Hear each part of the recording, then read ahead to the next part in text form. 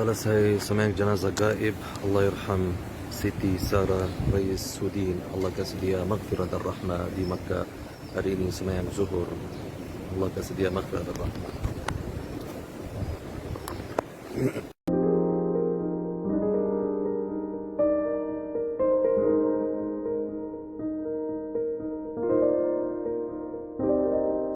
Tapi saya juga perhatikan hari ini adalah hari yang paling subul buat saya. Sekejap sangat Allah pinjamkan dia. Allah.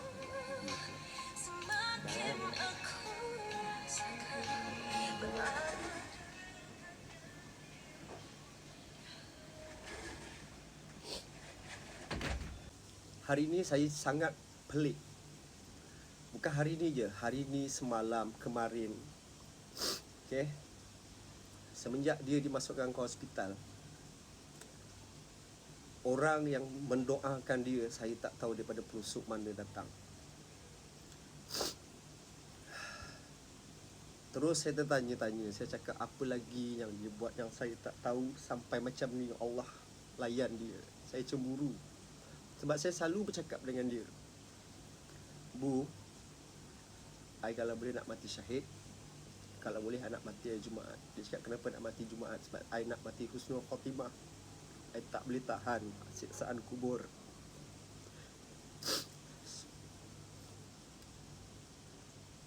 Rupanya dia yang pergi syahid, rupanya dia yang mendapat layanan cukup istimewa daripada Allah Subhanahu Wa Taala.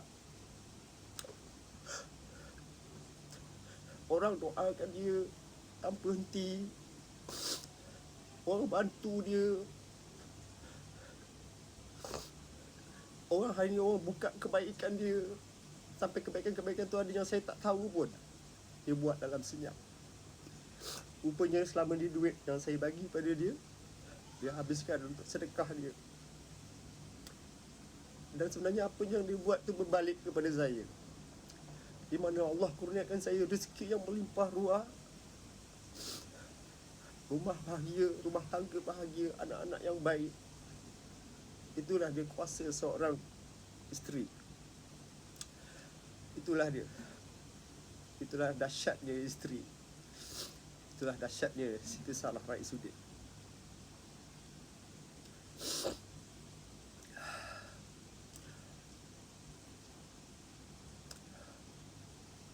Hari ini pemergian dia sangat luar biasa. Satu persatu Allah permudahkan. Saya masuk ke dalam liang. Bertiga. Saya duduk di tengah. Saya pegang pinggang dia. Saya turunkan dia. Saya ada ketakutan dalam diri. Saya takut berat ke apa. Saya takut. Allahu Akbar. Dia cukup ringan. Cukup ringan. Masa saya sampai ke liang, saya tengok liang tu kecil. Saya cakap Allahu Akbar. Lepas ke. Tapi bila saya masuk dan saya yang turunkan dia, dengan 2 orang lagi tu saya pegang pinggang. Cukup ringan, Alhamdulillah. Saya dah senang hati. Ada lagi satu kemuskilan yang saya takut. Saya takut kalau dia dimasukkan ada sangkut. Sebab tadi saya tengok liang dia tak besar, tapi Allah tunjuk lagi dekat saya, dia turun ke liang tanpa sangkut. Kepala tak sangkut, kaki tak sangkut, badan tak sangkut. Terus masuk dengan senangnya. Just a split second. Saya rasa lagi kebesaran Allah. Saya keluar daripada liang.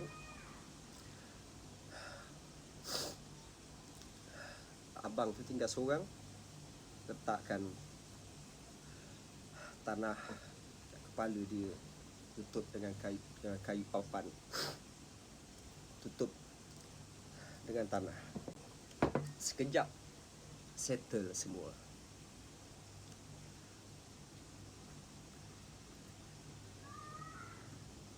Selesai pemergian dia yang cukup luar biasa bagi saya. Orang ramai tunggu dia. Orang ramai walaupun sekarang ni tengah Covid, orang tunggu sampai ke abang polis terpaksa buat kerja bagi tahu pasal SOP. Tapi orang masih tunggu sampai habis. Dan tadi kawan saya bagi tahu dekat area sana hujan. Allahu Akbar, saya cakap Allah merahmati dia. Wallahu alam. Jadi pelajaran yang saya nak share, yang saya nak kongsi, yang berlaku real pada saya, kepada yang sedang menonton, yang tengah tengok live ni, yang bergelar isteri, jadilah sebaik-baik isteri, taat kepada suami, buat sehabis baik untuk suami, buat sehabis baik untuk suami, kerana kebahagiaan rumah tangga, ekonomi sesebuah rumah tangga bergantung juga kepada sang isteri. Kalau isterinya luar biasa hebat, jangan risau pasal rezeki keluarga. Jangan risau pasal keamanan rumah tangga. Allah turunkan keceriaan, kebahagiaan dalam rumah tangga. Jadilah seorang isteri yang mulia, yang baik. Barulah suami boleh menjadi suami yang baik, insya-Allah.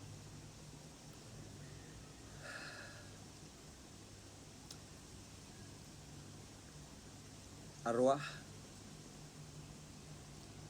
saya pernah bergurau dengan dia. Arwah bergurau dengan saya bergurau dengan dia. Kita ada satu habit mendengar surah Al-Waqiah setiap pagi. Sebab itu antara tips untuk orang rezeki. Sebab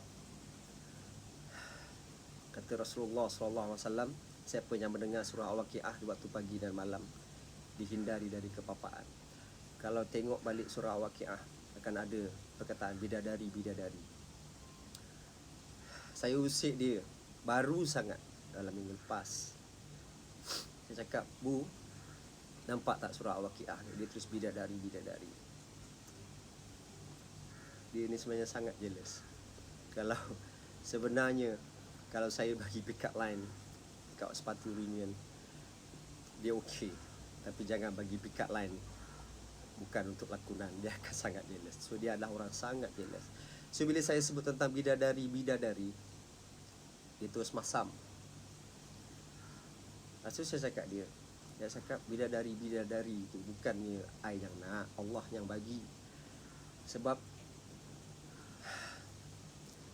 akan ada 3 golongan. Ini dalam surah Al-Waqiah. Akan ada 3 golongan, iaitu golongan kiri, golongan kanan dan juga golongan yang terdahulu. Golongan yang terdahulu dan golongan kanan ini dilayan istimewa. Dia akan duduk di atas pan-pan yang bertahtakan intan dan berlian. Dan dia akan diiringi dengan bidadari itu. So saya cakap dia, Bu, bukan I minta bidadari itu, Allah nak bagi. Kalau I masuk syurga akan ada banyak bidadari. So dia masam lagi. Dia cakap dia, Bu, yang I sebut tadi tu, bidadari tu, I tak nak Allah bagi kalau I masuk syurga. Tapi you kena tahu, bidadari tu adalah bidadari yang Allah bagi. Tapi di kalangan bidadari tu akan ada satu yang kita panggil ketua bidadari. Pasti dia macam, wow, ada ketua bidadari ke? Saya cakap, yep. Dan ketua bidadari itu adalah you. Baru dia senyum. Saya cakap dengan dia, you tahu tak, bidadari yang Allah bagi dalam syurga kepada lelaki-lelaki yang masuk syurga, kalau tengok ayat surah Al-Waqiah, bidadari itu tak pernah diusir. Maksudnya dia dilahirkan, orang tak pernah sentuh dia, dan dia adalah dara. Okey. Tapi saya cakap, Bu, you tahu tak, bidadari dekat syurga, siapa bidadari paling cantik? Dia tanya, tak tahu. Dia cakap tak tahu siapa. Bidadari paling cantik dalam syurga adalah bidadari yang berasal daripada dunia. Dan bidadari yang berasal daripada dunia adalah isteri kita. Apabila kita redha dengan dia, kita ampunkan dia, kita bagi dia line clear lah, dia akan menjadi ketua bidadari kita di syurga nanti. Dan dia bidadari yang paling cantik di kalangan bidadari-bidadari yang ada. Dia akan duduk paling depan dan bidadari-bidadari yang Allah bagi tu akan duduk di belakangnya. So saya cakap, Bu, you ketua bidadari I yang paling cantik daripada bidadari-bidadari lain, dan you adalah ketua bidadari yang pandai nyanyi. Kalah semua bidadari. Dia senyum lebar, tapi saya tak sangka saya dah tak boleh tengok senyuman dia lagi.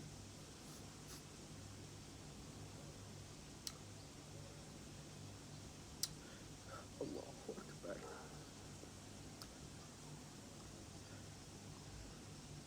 Saya bukan meratapi pemergian dia, sebab saya redha. Saya sangat redha dengan pemergian dia. Saya sabar dengan ujian Allah ni. InsyaAllah saya cuba kuat. Tapi saya jealous. Saya belum tahu. Walaupun saya bercita-cita untuk mati pada hari Jumaat, walaupun saya bercita-cita untuk mati syahid, saya belum tentu dapat macam apa yang dia dapat. Sebab tu tadi masa saya pergi jumpa dia, sebab dalam cerita ni hanya saya seorang yang menghadap muka dia. Daripada saya awal pergi hantar dia ke hospital, saya berdepan dengan dia, dan sampailah tadi pagi saya yang hadap dia untuk cam muka dia. Muka dia bersih, muka dia berseri, sebab dia akan jadi ketua bidadari saya. Saya bisik dekat dia tadi. Saya cakap, Bu, I jealous dengan you sayang. Allah sayang you, orang sayang you, orang doakan you. I belum tentu sayang dapat macam tu. Saya tahu dia dengar. Saya cakap, you ready je. Bila you ditanam je, bila 7 langkah I balik, bila you buka mata, kubur you seluas mata memandang sayang. Dan mungkin masa tu malaikat pun malas nak tanya you sayang. Dan mungkin masa tu you dah pegang mic, you nyanyi sebab you suka menyanyi. Sebab orang pernah cakap dengan saya, apa yang kita suka di dunia, apabila kita masuk syurga, benda tu akan ada di syurga. Mungkin dia sedang menyanyi di depan ratusan juta orang. Allahu Akbar.